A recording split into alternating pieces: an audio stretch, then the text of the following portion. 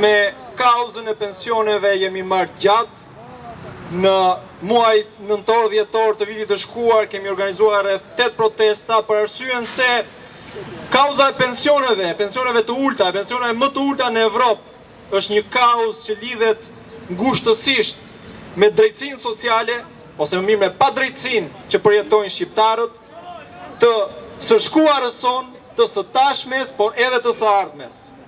Është e lidhur me të shkuarën tonë pikërisht për atë brez që ka punuar, që ka dhënë një kontribut të paqmueshëm në ngritjen e infrastrukturës, të ekonomisë të këtij vendi dhe që sot nuk i njihen vitet e punës.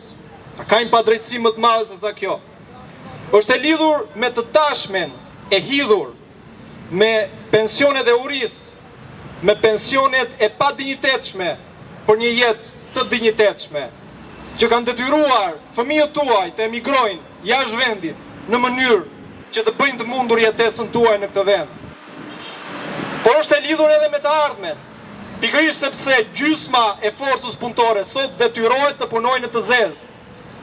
Atëre është e destinuar të vuaj fatin e brezit të shkuar, të cilit nuk i njihen vitet e punës.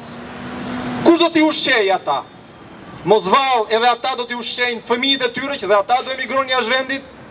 A është kjo e ardhmja që presim për vendin tonë? A është kjo Shqipëria që duam?